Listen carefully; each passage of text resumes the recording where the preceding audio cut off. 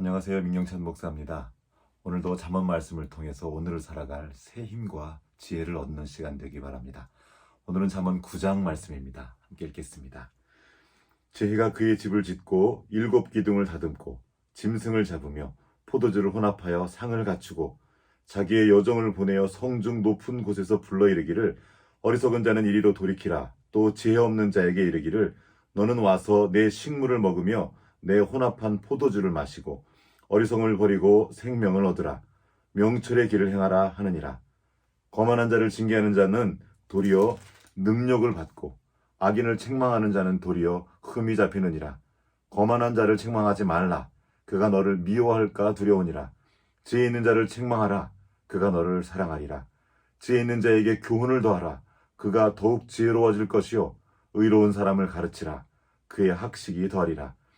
여호와를 경외하는 것이 지혜의 근본이요 거룩하신 자를 아는 것이 명철이니라.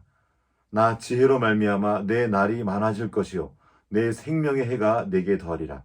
내가 만일 지혜로우면 그 지혜가 내게 유익할 것이나 내가 만일 거만하면 너 홀로 해를 당하리라. 미련한 여인이 떠들며 어리석어서 아무것도 알지 못하고 자기 집 문 앞에 앉으며 성읍 높은 곳에 있는 자리에 앉아서 자기 길을 바로 가는 행일들을 불러 이르되 어리석은 자는 이리로 돌이키라. 또 지혜 없는 자에게 이르기를 도둑질한 물이 달고 몰래 먹는 떡이 맛이 있다 하는도다. 오직 그 어리석은 자는 죽은 자들이 거기 있는 것과 그의 객들이 수월 깊은 곳에 있는 것을 알지 못하느니라. 아멘. 오늘은 경외, 지혜의 근본이라는 제목으로 말씀을 나누겠습니다. 오늘 잠언은 9장 10절 말씀입니다.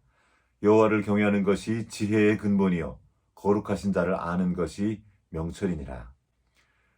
잠언 1장에서 우리는 여호와를 경외하는 것이 지식의 근본임을 배웠습니다. 9장에서는 지혜의 근본 역시 여호와를 경외하는 것임을 알려주고 있습니다. 여호와를 경외하지 않고서는 지식도 지혜도 얻을 수 없습니다. 지식과 지혜 모두 하나님을 경외하는 데서부터 시작합니다. 하지만 우리가 살아가는 세상은 하나님이 없다고 전제하고 살아가는 세상입니다. 스스로 똑똑한 줄 알지만 이것이야말로 가장 어리석은 일인 것을 세상은 모릅니다. 다윗이 시편 14편에서 노래합니다. 어리석은 자는 그의 마음에 이르기를 하나님이 없다 하는도다. 그들은 부패하고 그 행실이 가증하니 선을 행하는 자가 없도다. 예전에는 교회를 다니지 않는 사람들도 하늘 무서운 줄 알고 살았습니다. 그래서 나쁜 짓을 하면 하늘에 죄 받는다 하면서 두려워했습니다.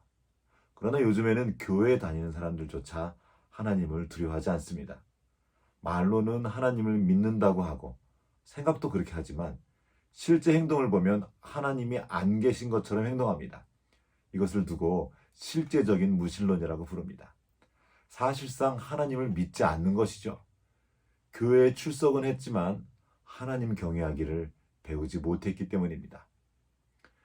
지식과 지혜를 구한다면 먼저 하나님 경외하기부터 배워야 합니다. 우리나라에서 정말 중요하고 생각하고 있는 대학 입시 문제도 마찬가지입니다. 대학 입시도 지식과 지혜가 필요한 영역이 맞죠? 그렇다면 이 입시를 위한 지식과 지혜를 얻기 위해서라도 먼저 하나님 경외하기를 배워야 합니다.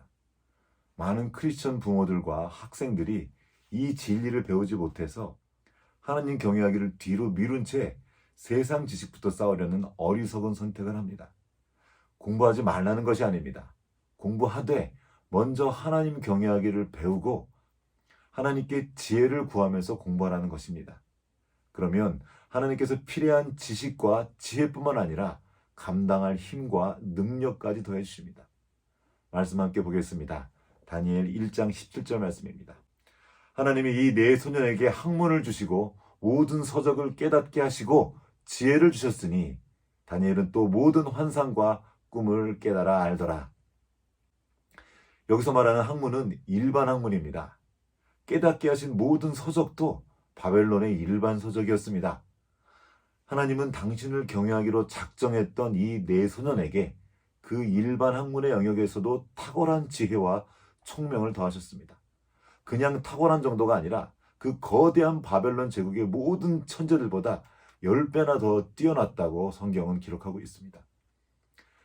바벨론 포로로 잡혀갔던 다니엘과 세 친구는 하나님 경외하는 것을 잃어버렸던 부모 세대의 어리석은 선택으로 인해서 나라가 망하는 것을 처절하게 경험한 세대입니다. 그래서 그들은 다른 무엇보다 하나님이 경외하는 것을 가장 위에 두었습니다. 그러자 하나님께서는 그들에게 학문을 주시고 모든 서적을 깨닫는 지혜를 주셨습니다. 그 네 소년에게 지혜와 총명을 부어주셨던 주님은 지금도 당신을 경외하는 사람들에게 필요한 지식과 지혜, 그리고 힘과 용기까지 더해 주십니다. 세상을 두려워해서 세상의 비율을 맞추려다가 하나님이 경외하는 것을 잊어버리지 마십시오.